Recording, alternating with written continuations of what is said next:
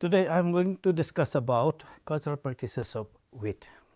And before going to the real topic, I would like to place a few introductory remarks on this crop. Wheat being major cereal crop of the country plays a big role as far as food security of the country is concerned. Food and Agriculture Organization estimated that wheat ranks first in area and production in the world among all the cereals. South and East Asia contributed much towards increase in global wheat production. The countries like China, USA, India, Russia, Canada, European Union, and Australia accounts for at least 61% of the global wheat production. In India, wheat is an important rabi cereal, contributing about 32% of the total food grain production. Since the introduction of high-yielding varieties in 1965, there has been a quantum jump in the production in wheat and its productivity.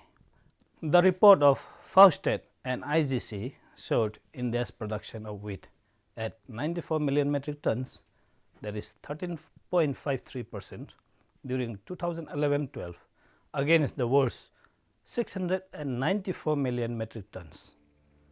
The main wheat export destinations of India are Bangladesh about 84.84%, UAE about 30.84%, Pakistan about 13.41%, Afghanistan 11.47%.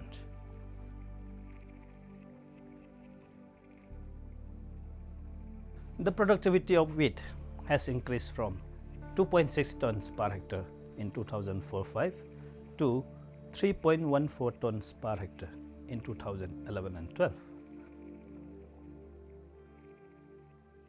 The major increase in wheat productivity has been observed in states like Haryana, Punjab, Uttar Pradesh, which are the main belt of wheat in the country. It has been estimated that realistic demand for food will be around 235 million tons in the year 2015 and 265 million tons in the year 2030.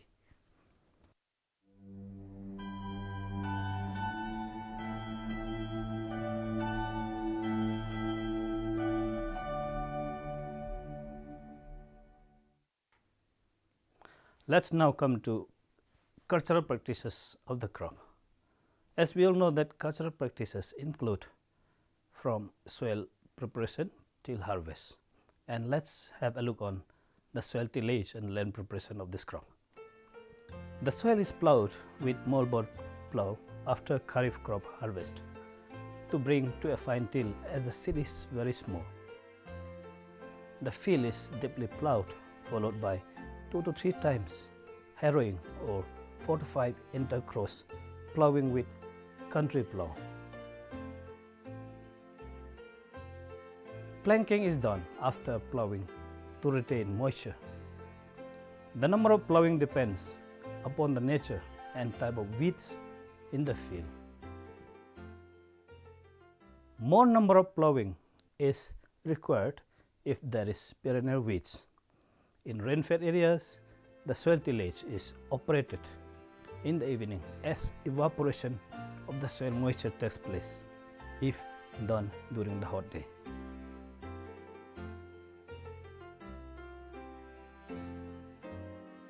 Furrows are opened and kept to capture the dew during the night. Planking is done early morning to conserve the soil moisture. Wheat can be grown under different conservation tillage systems which are eco-friendly in nature as discussed below. No-till and strip-till.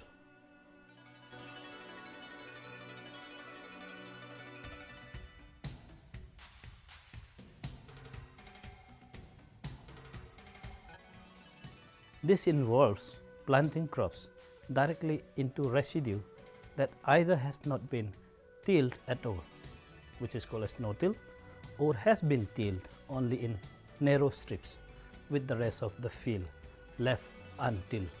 This is what we call strip till. The second one is ridge till. It is a practice of planting row crops on permanent ridges about 4 to 6 inches high.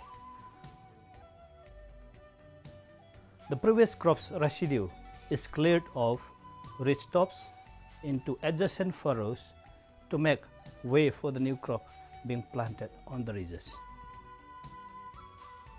Maintaining the ridge is essential and requires modified or specialized equipment.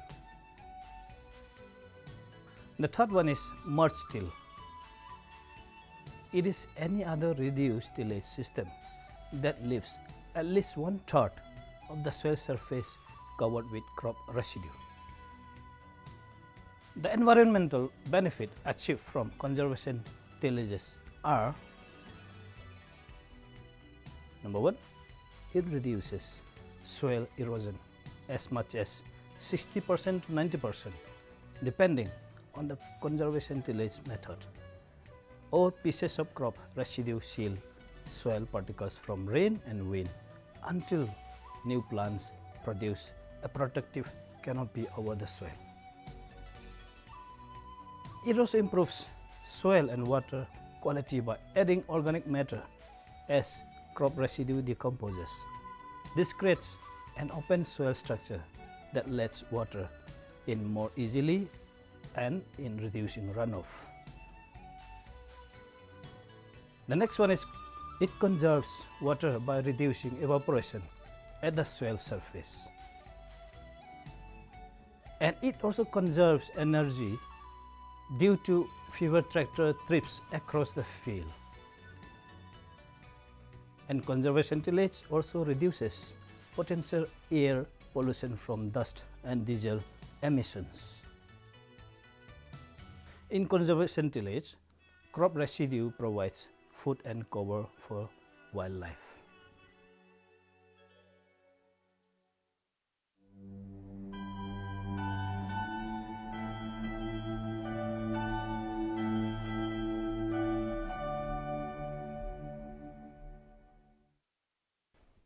Nutrient management.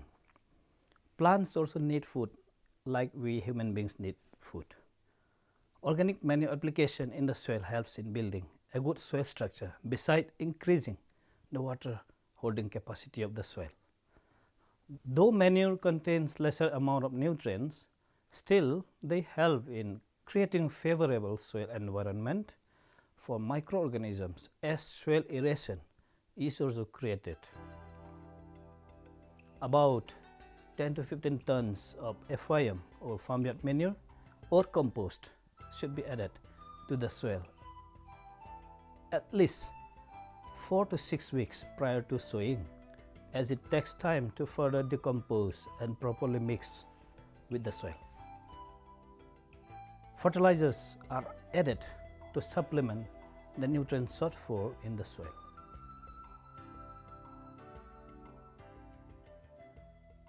As organic manures do not provide the required amount of nutrients, additional application of fertilizer is required. The recommended dose of fertilizer is about 80 to 100 kg nitrogen, 50 to 70 kg phosphorus, and 30 to 40 kg potash per hectare, depending on the type of wheat. Nitrogen is applied in splits, that is 2/3 or half of it is applied at the sowing time, and the remaining 1/3 or half is top dressed at the first irrigation.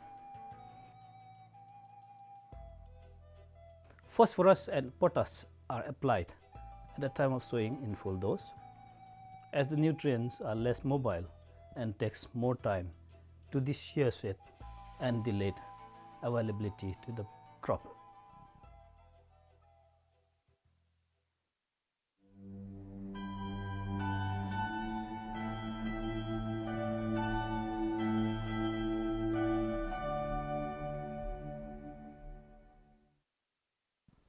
let's have a look on seed sowing. Sowing time of the crop.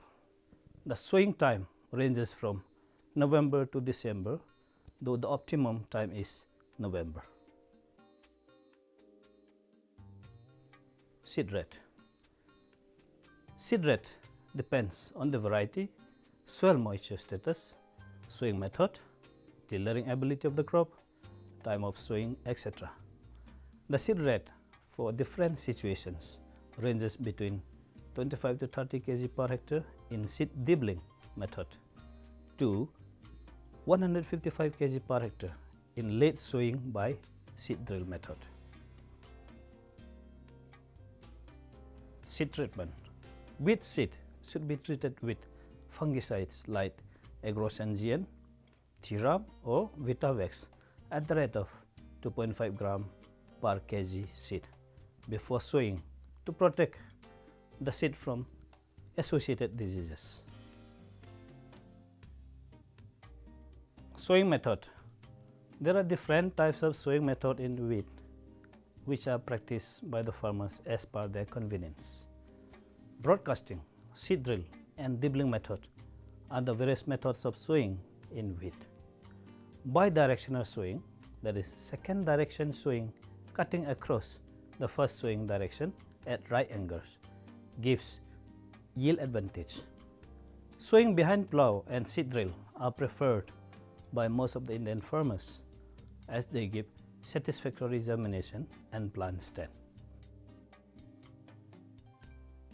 Now we have a look on sowing depth and spacing. Depending on the variety and time of sowing, the wheat seed should be sown at a depth of 4 to 6 cm below the soil. Seeds are sown at a row spacing of 22.5 cm under normal sowing and 15 to 18 cm under delayed sowing. If sown late, the spacing is made closer.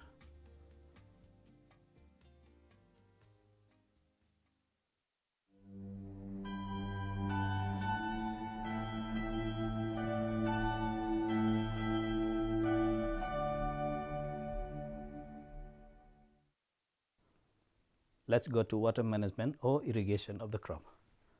As wheat is a water-loving crop, irrigation is given at most critical stages of the wheat crop. The critical stages of wheat are crown root initiation stage, that is 25 days to 30 days after sowing. Tillering stage, that is 45 days after sowing. Jointing stage, that is about 65 days after sowing. Booting stage, which comes at about 75 days after sowing. Flowering stage, which comes about 85 days after sowing. Milk stage, that comes at about 90 to 110 days after sowing. If farmers afford to give one irrigation only, it should be at CRI stage. If there is two irrigations available, it should be at CRI and booting stage. If three irrigations, it should be at CRI stage, tillering stage and booting stage.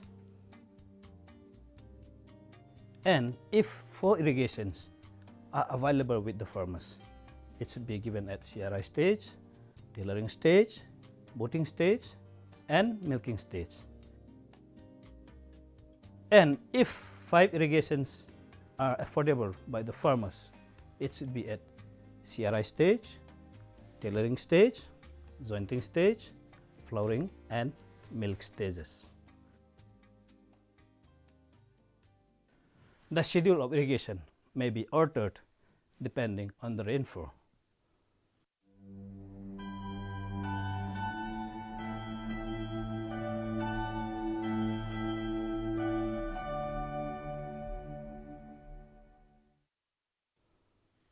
Weed management. Weed management is one of the most important factors in crop husbandry or cultural practices. As weeds are the biggest threat to the crops, they should be managed in such a way that they do not rob the nutrient, the light, the water meant for the crop. The common weeds in wheat are grassy weeds, broadleaf weeds, and perennial weeds. Among the weeds, Phalaris minor or canary grass is the most dreaded weed in most of the wheat growing belt of the country, which is morphologically similar to wheat crop. To combat broadleaf wheat growths, pre-emergence application of pendimethalin, commercially available in the name of Storm 35% EC, is applied at 0.75 to 1 kg AI per hectare just after sowing, followed by hand weeding at 25 to 30 days.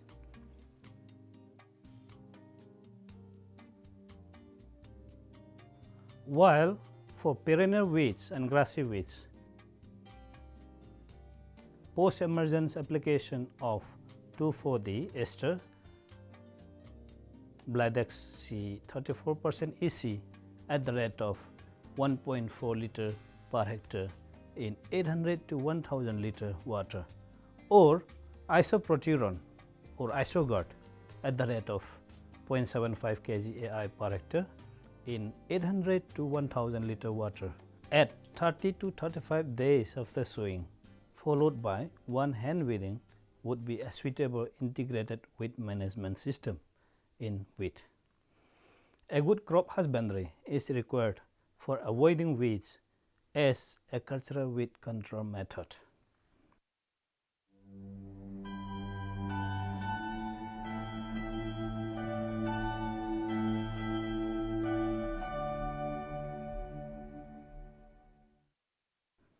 Let's have a discussion on insect pest and disease management. Wheat is attacked by a number of insect pests, namely termites, aphids, zascids, rodents, etc.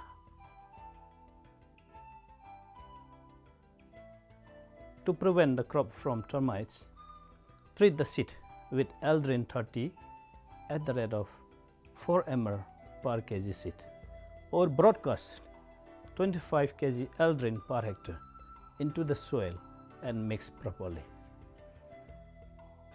Avoid BHE for seed treatment as it affects seed germination. Apply Temic 10G at the rate of 10 kg per hectare to control nematode infection. To control sucking insects, that is aphids, zascids, brown mites, etc., apply 0.5 liter Thiodan or 1 liter Ecalux in 800 liters of water in 1 hectare. To control armyworm, apply Carbaryl, that is commercially available as 750 WP at the rate of 2.5 kg in 800 liter water in 1 hectare.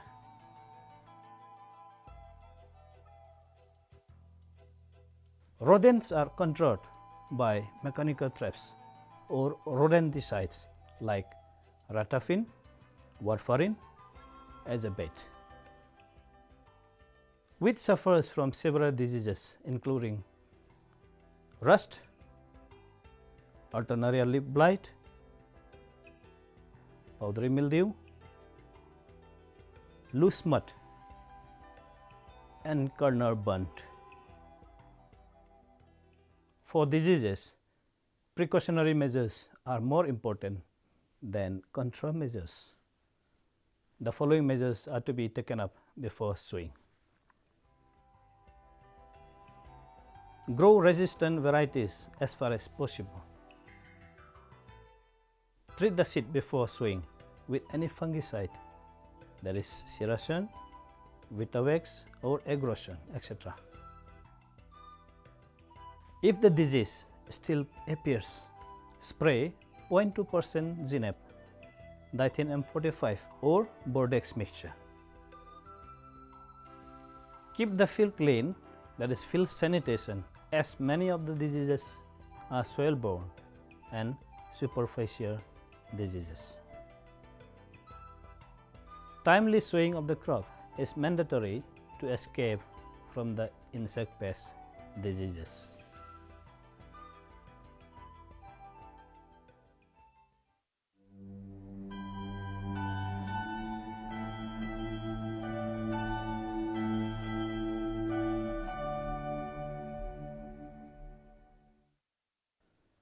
Now let's come to the harvesting methods.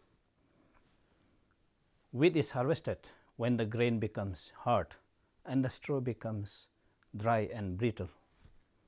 The harvesting time depends upon the time of sowing, variety used, and the agroclimatic zones of the country. The crop is harvested before it is dead ripe to avoid yield loss. If it is not harvested in time, grain may be lost or damaged by field rats, birds, insects, and through shattering and lodging.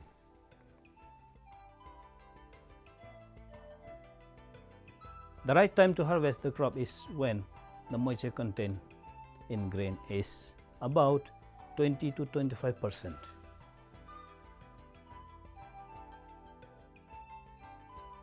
Harvesting is usually done by serrated sickle by hand or bullock-driven reapers or machine-driven reapers. Combine harvester, that is cutting, threshing, winnowing at the same time, are also employed.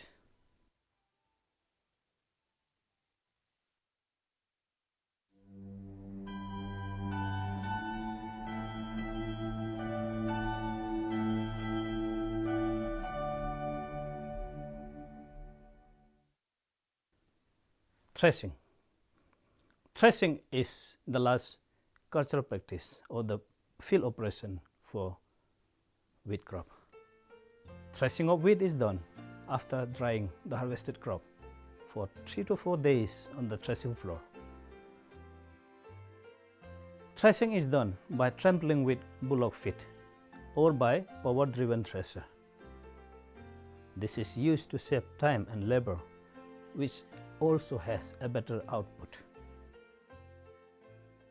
After threshing, the grains are cleaned and properly dried for storage in a gunny bag or other suitable materials.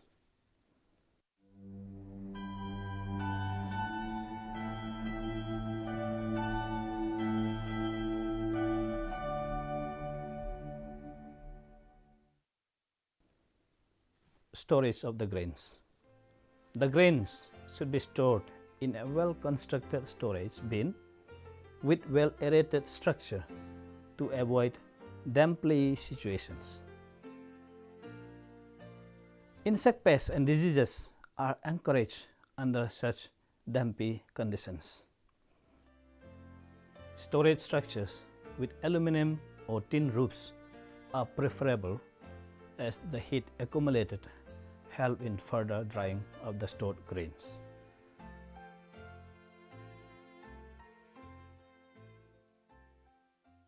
Storing the grains should be done after proper drying by maintaining the seed moisture at about 12 to 14%.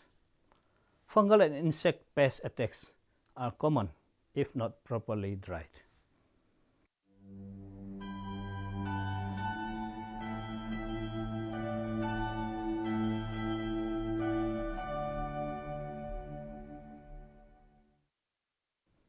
Let's have a look on the yield potential of this crop. A high-yielding variety of wheat under proper package of practice would give a grain yield of about 45 to 55 quintal per hectare under irrigated condition and 20 to 25 quintal per hectare under rain-fed condition has been reported at different places of the country. However, the national average yield of wheat under irrigated condition is about only 12 to 13 quintal per hectare, and that of rain-fed situation is much lower.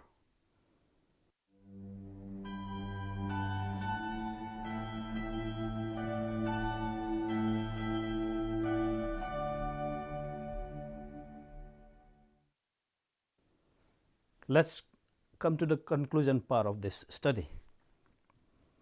Wheat being an important rabi cereal in India and the world, proper cultural practices and other crop managements need to be given priority. Wheat production and productivity can be enhanced with the use of improved package of practice or cultural operations. Due to the climate change, wheat ecosystem has also changed. The production and yield depends on management part as abiotic factors cannot be controlled. Systematic management of soils, scientific sowing methods, adjustment of sowing time, introduction of IPM, that is integrated pest management, IWM, that is integrated weed management, INM, that is integrated nutrient management, needs to be adopted at farmers' field. Irrigation system needs priority in view of the changing global temperature and erratic rainfall pattern in the country. Modernized harvesting and threshing machineries have to replace the less cost-effective human labor system in the wheat cultivation.